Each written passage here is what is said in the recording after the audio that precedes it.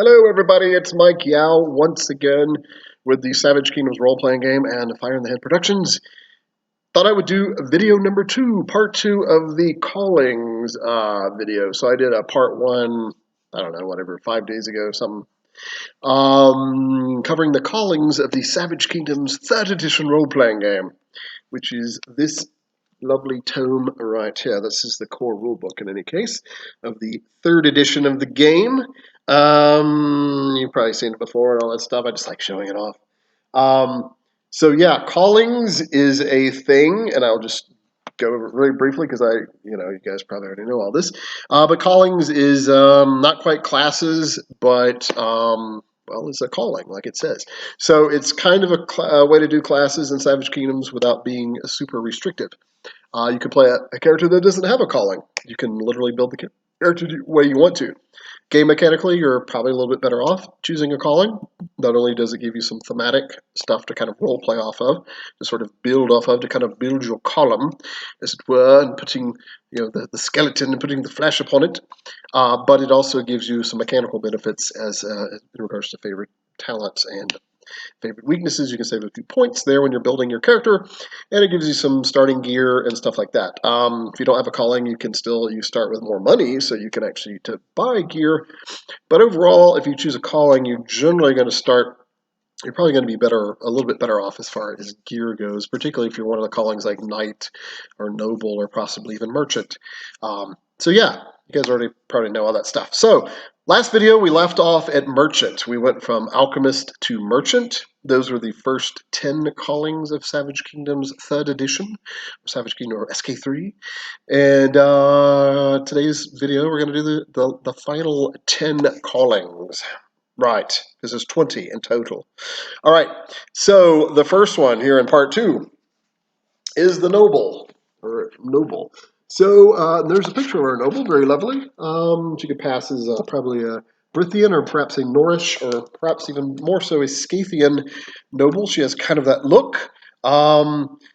And the Noble calling, and I'm going to do the same format as I did the last one. I'm going to kind of go through very quickly what each calling gives you in regards to starting skills, starting gear, favorite talents, favorite weaknesses, and just I'll read the first paragraph of the description. It's just to kind of, I don't want to read the whole thing because I don't want the video to be 45 minutes. So, all right, so Noble.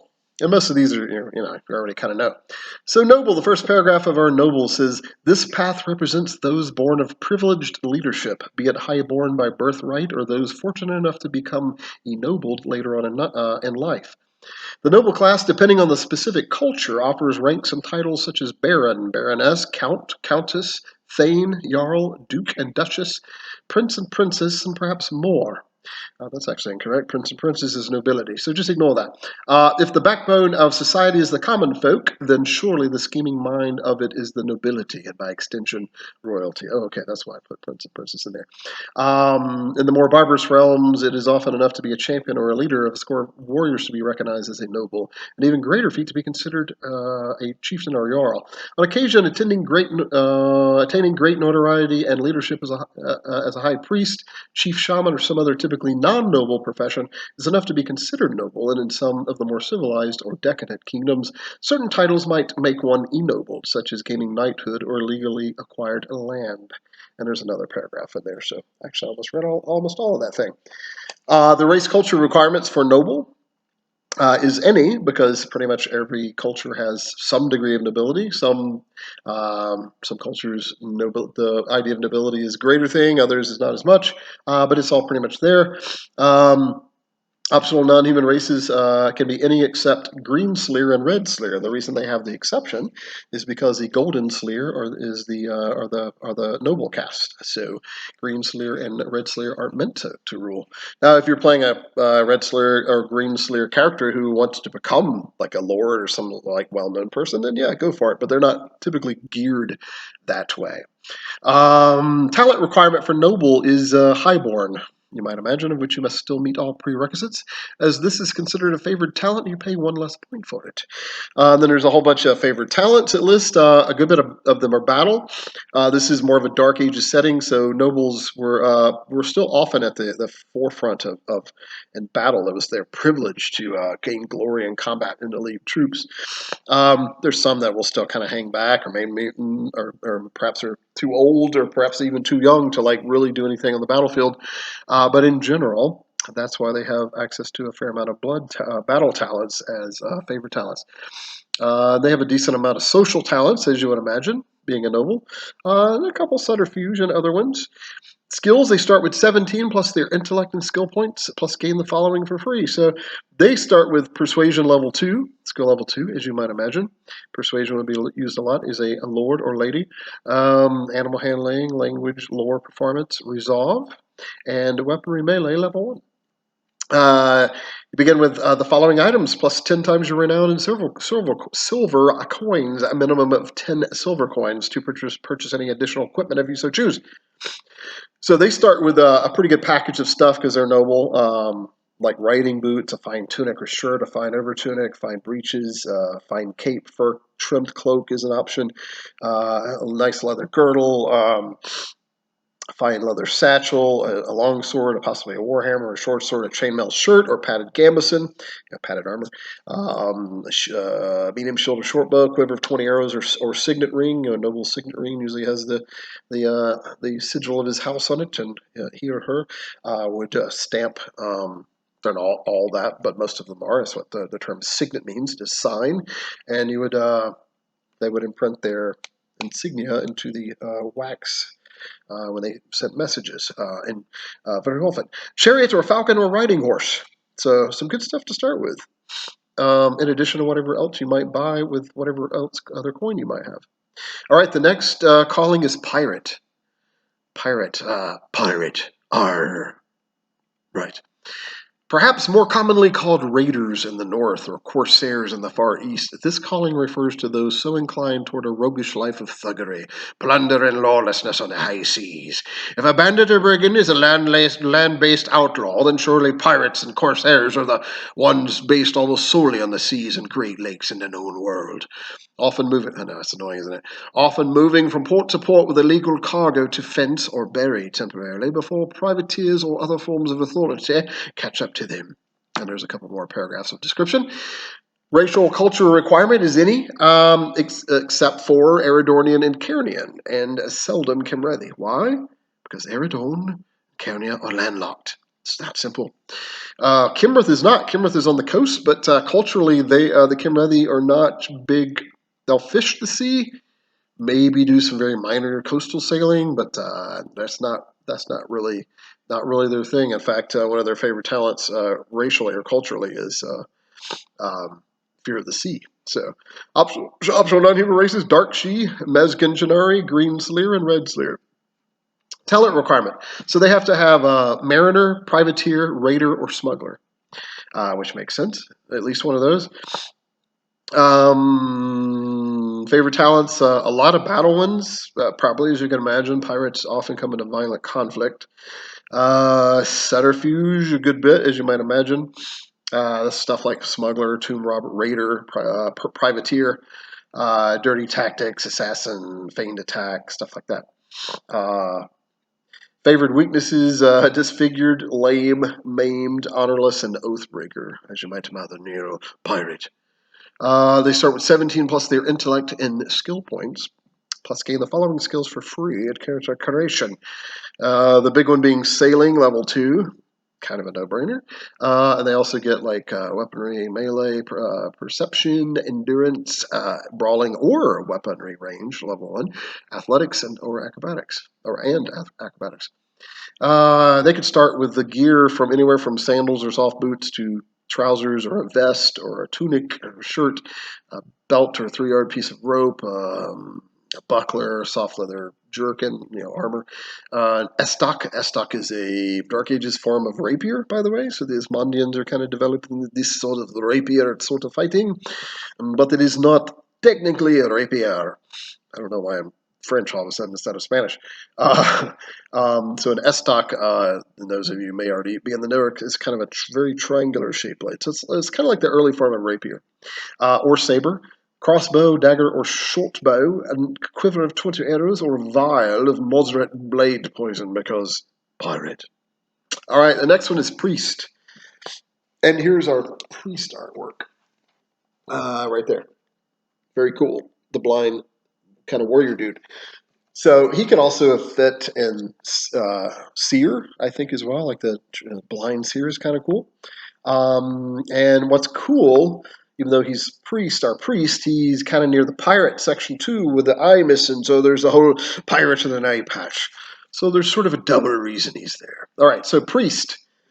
Priest, as representatives of the gods, priests come in many types with allegiances to various sects, cults, and religious orders. Generally speaking, this represents more of a temple priest, a holy man or warrior from a more refined or civilized culture. See shaman below for a more barbaric approach to priestcraft. Priests do the presumed will of the gods as judged by the omens and often centuries-old dogma, and as such are usually afforded a good deal of respect and social and sometimes magical power within their culture. So yeah, our priest, the priest calling represents, as it just said, more of a the temple priest, more of a from a somewhat more civilized culture. Race culture requirement: any save Kimrethi. I almost mispronounced my own word that everybody else mispronounces. Kimrethi, Gernic, Norish, Scythian, or Thracian, because those would have shamans. And not temple priest. Optional non-human races for priest is Jorgar, a Dark She, a Luna She, and Golden Slayer. Talent requirement is priest of one sect of your choice, depending upon your culture. As this is considered a favorite talent, you pay one less point for it. So you obviously have to have the priest talent to have the priest calling. So now, if you're playing a non-calling a character that doesn't have a calling, you can still take the priest talent, of course, right? So, all right, favorite talents for priest. There's a few battle ones, but mostly mystical, as you would imagine. Mystical, by far, they have the most. Just very quickly, those are things like acolyte, battle mage, blood magic, celestial magic, counter magic, cultist, dual focused, enchant talisman, etc. Sacred oath, second sight, words of power. Some social talents, as you might imagine. Favored weaknesses: oath-bound to the sect, obsession, knowledge or power, and zealot. Just a quick note about favored weaknesses, even though for those who might not be in the know, it sounds weird having a weakness that you're favoring, right? It's almost like when D&D 3rd edition came out and it had, like, what was it called? Favored foe? Favored opponent? What was it? You guys probably know what I'm talking about. And we always kind of laughed at it. We're like, favorite enemy. But we know what they meant, and so that's kind of what this is. And it segues with favorite talent. So favorite talent, you save a point if it falls, a talent point when building your character or when advancing. And favorite weaknesses just means you gain an extra point if you take a favorite weaknesses. Did I read Zealot as one of them, which is kind of cool? It's always fun to play a priestly zealot sometimes. You start with 18 plus your intellect and skill points, plus gain the following skills for free. So their big ones are, there's no level 2 skills they start with. They're all level 1 ones, but they're pretty nice. Alchemy, healing arts, herbalism, language, lore, persuasion, and resolve. They can begin with equipment anywhere from sandals to soft boots to robe or tunic or cloak to a wooden, stone, or iron holy icon / symbol, holy symbol. Padded gambeson armor, or a buckler, small shield, belt or sash, club or staff, mace or spear, dagger or crossbow, quiver of 20 bolts, or vial of holy water or oil. Some cultures, particularly the southern ones, oil is like the bigger thing and not so much holy water. Scroll case or old, and some religions don't recognize holy water or oil at all. Scroll case or old book, blank, that you can start with a blank old book you can start with. On to the next one, Sage. And again, these are in alphabetical order. Sage, also known as scholars or lore masters, this life path simulates a man or woman of great knowledge, perhaps educated formerly at court, in temples, or at the feet of grand masters. Not all sages, however, are so properly taught, some having self-taught themselves a multitude of subjects of learned, possibly in a trial by fire manner, or learned, possibly in a trial by fire manner in the wilds of some barbaric backwood. Yeah, so the sage, and there's some more paragraph. There's two more paragraphs in that description. So in general, like it says, a sage also represents, another title for a sage might be just a scholar or a lore master. Um, yeah, in a more tribal setting, it might just be a wise man or wise woman. Race culture requirement. Any, though Cairnian, Camrethi, Gernic, Norish, and Pridonian outer islander are rare. Optional non-human races, any save green and red Sleer. Because again, this is more of a golden Sleer thing, and they're caste based, so they're pretty strict. Talent requirement. They need one of the following talents: sage, scribe, or second sight. Your choice of one, which you must meet all prerequisites. These are considered favorite talents. You pay 1 point less for them. The usual sort of nomenclature. Favorite talents? None in battle, which makes sense. We're talking about the sage. Mystical, they get a good bit, and a decent amount of social, and a few sort of other talents. So very cool. Good example of some social talents would be one of them is sage. There is a talent called sage. Mentor, herald, educated, bard, gift of tongues, adept, apprentice, a mystical apprentice. Yeah, stuff like that. So very cool. In the other category, you've got keen memory, which is good for a sage to have to keep it all up here. Doesn't have to write it down necessarily, not all of it. Puzzle master is another good one for. All right. Favored weaknesses: addiction to Dream Lotus or Pink Lotus, same thing.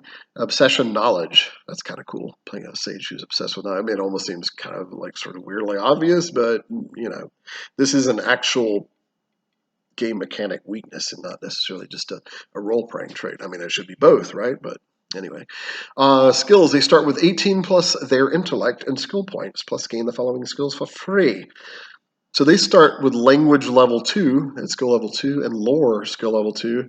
The other ones are all level 1 skills. They start with alchemy, healing arts level 1, or magical arts shadow level 1, because shadow magic is, in addition to being glamour and literal light and darkness magic, is also divination magic. So that makes sense for a sage. Herbalism is the other level 1 skill they start with. So cool. All right, starting gear. They can start with anywhere from sandals to robe or tunic or over tunic, a belt, kind of basic clothing. Belt pouch or scroll case made of either bone or leather, a vial of blank ink or sheaf of blank parchment, padded gambeson or short sword, and a dagger or staff.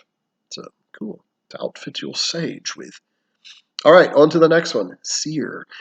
Seers are perhaps more known as oracles in the southern realms. Seers are those who see beyond and are often gifted in second sight or some other mystical means of discerning omens, portents, signs, and dreams. A seer is often an older individual, someone who has witnessed much in the earthly world and perhaps other worlds, though this is not always the case. A specially gifted oracle might very well be a small child, perhaps of angelic descent, or some other magical parentage, or a man or woman born blind or denied some other physical sense or capability. And there's another paragraph. Race culture requirement, any. So pretty much any culture has seers, right? People who see oracles, seers. Some cultures it's a bigger deal than others. That's the flavor of life and the flavor of all the different cultures. So, optional non-human races. They can be any but save green and red Slayer. Talent requirement: they need death touched, fortune teller, or second sight. They have to have one of those to qualify as a seer calling. So, a couple of battle talents, believe it or not. They actually favored 3 blood talents are favored for them: angelic blood, rhodonite blood, and she blooded. Access to a fair amount of mystical talents, as you would imagine, and a good amount of other talents. So favored weaknesses: blind, heretic, lame, maimed, obsession with the past, future, or other world, and zealot. They start with 19 plus their intellect and skill points, plus gain the following skills to start with. Perception level 2, as you would imagine, seers have to perceive, right? So not only are a lot of them gifted with like a magical sight, a second sight, but even their earthly senses are generally really good. I mean, you have to be wise people. The wiser and older we get in life in general, we become more perceptive of our world. We just kind of know what to expect here. We can see beyond. We can see layers of things and context of things, and so seers kind of need that, right? They could start with sandals or soft boots, breeches or trousers, or robe or tunic, cloak or shawl, belt, knapsack, a scroll case, or a vial of black ink, oil lamp or wax candles, two wax candles, a dagger or staff. Cool. All right, on to the next one. Shaman. Shamans, some people say shaman, but I actually think shaman is technically right, although I guess either is fine.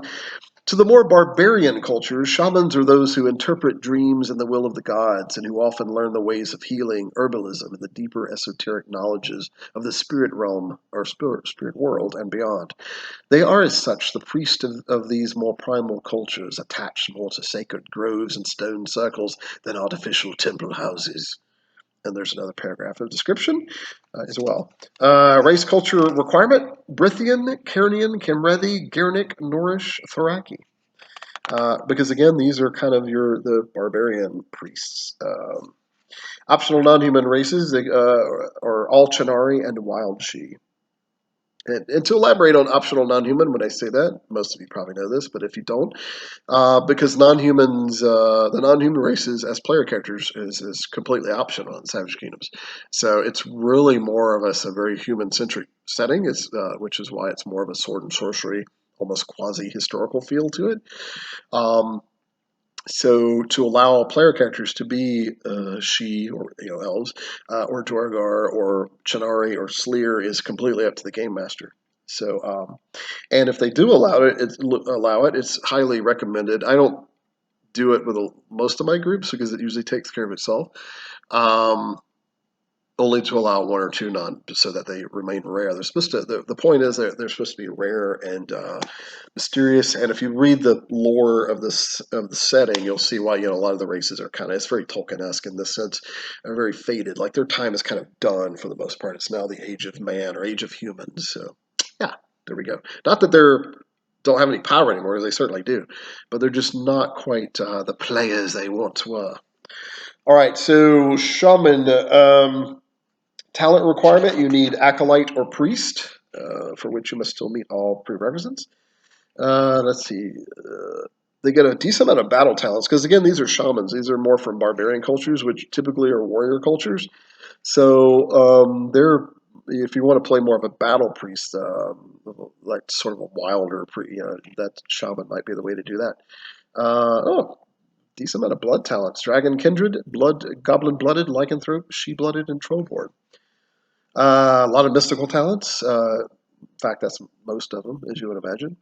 And a decent amount of other talents. So, other is the kind of miscellaneous category, the sixth category of talents that nothing else fits in. Favored weaknesses: addiction to a type of lotus or woad. Woad is like a blue, the Celts used it a lot. You can make it out of certain plants, and it's a blue stuff, and there's a hallucinogenic kind of quality to it as well. And people in a lot of ancient cultures tattooed with that stuff as well. So, blind, lame, oath-bound to clan/tribal chieftain, obsession, dreams of the other world, obsession, dreams, or you're being obsessed with dreams or the other world. Let me be clear. Skills, they start with 18 plus their intellect and skill points, plus the following skills for free. They're all level 1 skills. They start with animal handling, athletics, healing arts, herbalism, magical arts, death, life, or shadow. Choose one. Of course, you can add, with your 18 points, you can put more into that if you want, or to other stuff. Perception level 1, survival level 1. They could begin with items anywhere from just basic moccasins or buskins to sandals to plaid breeches or a kilt to a shirt or necklaces of bones, teeth, feathers, leather belt, soft leather jerkin, which is a light type of armor, or buckler or medium shield, dagger or club, hand axe or spear or war club, a vial of woad, again, a bluish body paint, or barrowweed or hemlock concoction from the herbalism skill. So, cool. All right, on to the next. Again, alphabetical order. We're still in S's. Soldier. Warriors are the strong backbone of almost every successful culture and its corresponding society, and those classified as soldiers, which might include men-at-arms, guardsmen, militiamen, legionnaires, and similar rank-and-file military folk, are most certainly its stalwart champions. Soldiers, after all, are the more common classes of virtually all realms. Those often oath sworn to protect, uphold, and defend. Trained to fight, wear armor, and follow the orders of their commanders, a soldier is often expected to give his or her life for the cause of the clan, tribe, kingdom, or empire. Right, and there's another paragraph that I'll spare you. Race culture requirement. Eridornian, Brithian, Ismondian, Malovian, Laurenthian, Scythian, Pridonian. So, not every culture. And you might ask why. So it's like, why, Mike? Certainly every culture has a war. There's some that have warriors and soldiers in it, right? You're correct. But the soldier here is, maybe I should have read the second paragraph. That might have made more sense. Anyway, yeah, I'll read this. I'll read the second graph of the description to segue from what I just said. Knights are often warriors, certainly, as is technically anyone who fights, yet soldiers represent the common fighting types, usually of the more civilized realms. Warriors from more primitive or barbarous cultures are often better classified as berserkers, clan champions, or even raiders. So there you go. So that's why. So soldier represents more of a standing army kind of cult, or you can muster warriors. Yeah, so whereas your sort of more savage cultures, it might be better to choose a berserker. Not that all um, barbarian warriors are berserkers, but that might be the best way to build one. So yeah, optional non-human races, they can be Dark Shi, Duergar, Aluna Shi, or Red Sleer. Red Sleer literally are the warrior caste of the Sleer. Talent requirement. You must take the mercenary, militia, or squire talent. Your choice, and you must meet all prerequisites for it, just like it says this in every calling. As these are considered favored talents, you pay 1 point less for them than it says in every calling as well. Favorite talents, battle. As you can imagine, there's a huge bunch of favored battle talents, because soldier. Yeah, decent amount of social, couple centrifuge, and in other categories as well. So yeah, even 2 mystical talents that are favored for a soldier: battle mage and death touched. They start with 18 plus their intellect and skill points, plus gain the following skills for free. They're all level 1 skills: athletics, brawling, endurance, perception, survival, weaponry melee, and weaponry ranged. So those last 2 you might imagine, and probably brawling too. Starting gear, 10 times the usual possible some silver coins you can start with, in addition to high sandals or soft boots, leather breeches or kilt or woolen trousers. Cloak or over tunic, a shirt, padded gamison, or hard leather, or brigandine. So that's all in one line. You get to choose one of those 3. All types of light to kind of medium-ish armor. Buckler or medium shield, longsword or spear or war spear, dagger or hand axe, crossbow or javelin or short bow, quiver of 20 bolts/arrows or javelin.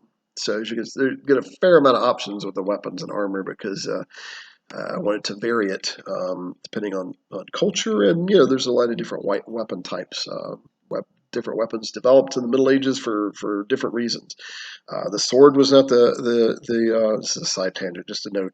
It's not the be all end all of weaponry. In fact, the spear is probably the equal to the sword. I should do a whole video on this stuff one of these days, and a lot cheaper to manufacture. All right, on to the next one. Sorcerer. Sorcerer. Only a few cultures in the West support sorcerers, a somewhat generic term which could also mean mage or wizard.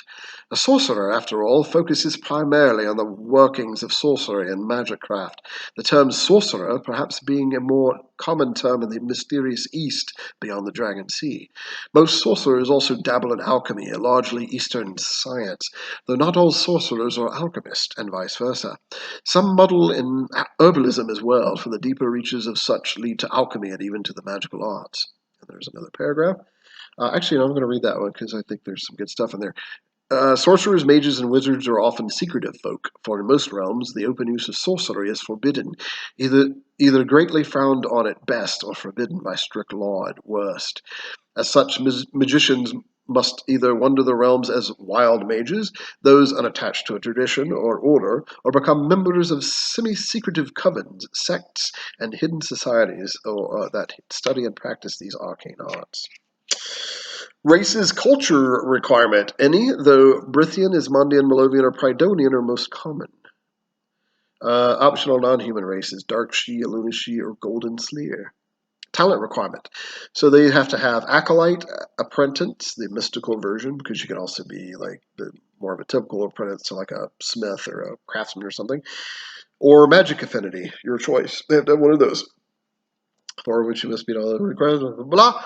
Favorite talents, as you might imagine, a crap ton of mystical talents. An official measuring unit, apparently, a crap ton. So there's a lot of mystical ones. And again, just to grab a few, energized spell, familiar, far-reaching magic, mystic tattoo, mystic trance, rune magic, sanctum magic, supernatural pact, swift, blighter, kind of cool. Those are I'm just reading off a few mystical talents just to kind of give you an idea of some of them if you're not familiar. And a decent amount of other talents that are favored. All right, skills. Sorcerers start with 18 plus their intellect and skill points in addition to the following skills for free. All of these skills are just level 1. Alchemy, herbalism, language, lore, magical arts, any, so they get to choose one. And then, they can learn others with the extra points they have left over. Perception level 1 and resolve level 1. They can begin with soft boots or sandals, a rope or tunic, cape or cloak, belt or sash, dagger or short sword, crossbow or staff, a scroll case with blank parchment or papyrus in it, a vial of black ink, belt patch or leather sack, a vial of one of the following: barrowweed concoction, fairy wort, moderate acid, or moderate ingested poison. So that's kind of cool, getting started with something like that, because those can be a little expensive to either make or difficult to make or find. So, all right, on to the next calling. I think we only have, 2 left. This is the next to last one. Thief.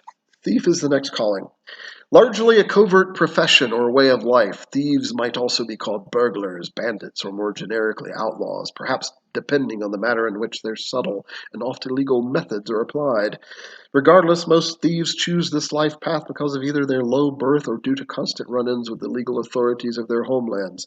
Some are merely good-natured rogues, while many others can be dangerous cutthroats, highwaymen, or street thugs. Thieves, burglars, and brigands generally share a few commonalities, such as being skilled in stealth, subterfuge, disguise, and perhaps other rare or borderline legal gifts, such as lockpicking and bypassing mechanical traps. Race culture requirement. Any, though more commonly Asmondian, Laurenthian, and Malovian. Optional non-human races, any, but more commonly Dark She and Green Sleer. Green Sleer, literally the sort of it's not like a thief caste, but they are hunters and assassins, so, subterfuge and stealth. Talent requirement. They have to have gypsy, street rat, smuggler, or tomb robber. They have to have one of those. Considered a favorite talents. They pay one less point for it. Favorite talents. Some battle ones, as you might imagine. Thieves have to kind of scrap. They have to learn to fight a little bit, even though they mostly would probably try to escape. Subterfuge is the biggest category, as you might imagine. That's stuff like dirty tactics, faceless in a crowd, gambler, gossip, poisoner, raider, sapping blow, secret strike, stuff like that. Slaver, trap setter. There's a few other talents that they have as favored. Favored weaknesses: illegitimate, infamous, lowborn, oathbreaker. They start with 18 plus their intellect and skill points. And gain the following skills for free. All of these are at skill level 1. Acrobatics, athletics, disguise, lockpicking, perception, sleight of hand, and stealth. Starting gear, they can begin with 10 times their renown and silver coins, the usual thing.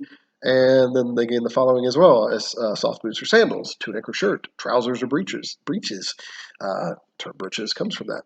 Belt or 3-yard piece of rope, belt pouch or leather sack, cloak or soft leather armor, or hard leather armor. You get choice of one of the 3 there. Dagger or short sword, crossbow or dagger or short bow, one of the three. Quiver of 20 arrows or bolts, a club. Lockpicks, 2 of them, or blocksmithing. That's a new specialty of crafting, blocksmithing, or blacksmithing tools. All right, the last calling entry, the number 20 calling is witch. Aye, witch. All right. Witch, somewhat similar to the shaman or sorcerer callings, witches are practitioners of hedge magic and often steeped in the ways of folklore, as well as the more learned traditions of magic craft, herbalism, and ritualism.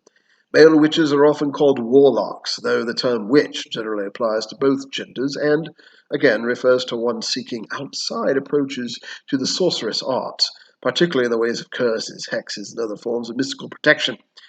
Those advanced in witchcraft, advanced in witchcraft sometimes rise beyond mere hex and ward magics, perhaps learning the weird ways of flight, invisibility, and seeing beyond what might normally be seen. Many dabble in potion making and, as such, some forms of alchemy and herbalism, and more than a few have mastered the art of temporarily enchanting talismans. If an alchemist or sorcerer represents a more formal approach to magicraft, then the path of the witch stands for a more rural or natural methodology. Race culture requirements, any, but rarely Laurenthian or Central Islander Pridonian. Optional non-human races, any, save Eluna-Shi, Green Sleer, and Red Sleer. Again, with the Sleer, the noble caste, the Golden Sleer, are also usually the priest and the magicians as well. Favorite talents? Mystical being the most prominent category, as you might imagine, prominent category. Again, those are things like Evil Eye, Extended Ritual, Familiar, Grimoire, Herbal Magic, Magic Affinity, Sanctum Magic, Totem Animal, even, Mystic Tattoo, Second Sight. There's some others. Subterfuge, yeah, as you might imagine, a witch that can be a little sneaky. Subterfuge talent, just to list a few really quick. Fortune teller, hunter, poisoner, seductive dance, smuggler, tomb robber, and trap setter. And fair amount of other talents as well, like keen memory and grit, and time sense, and fast learner, body painting, fey touched, that kind of stuff. Favorite weaknesses for witches are albino, obsession with knowledge or power, lame, phobia of urban areas, oathbreaker, and tainted.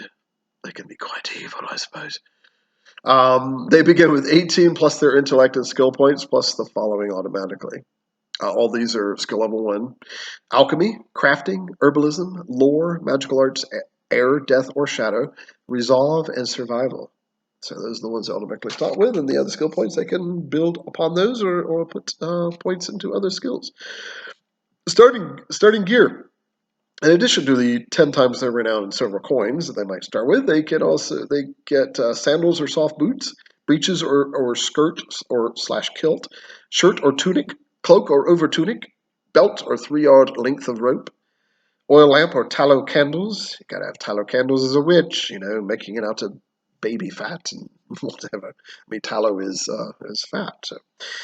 3 of those. Dagger or staff, crossbow or sling, pouch of 20 sling stones, or quiver of 20 bolts.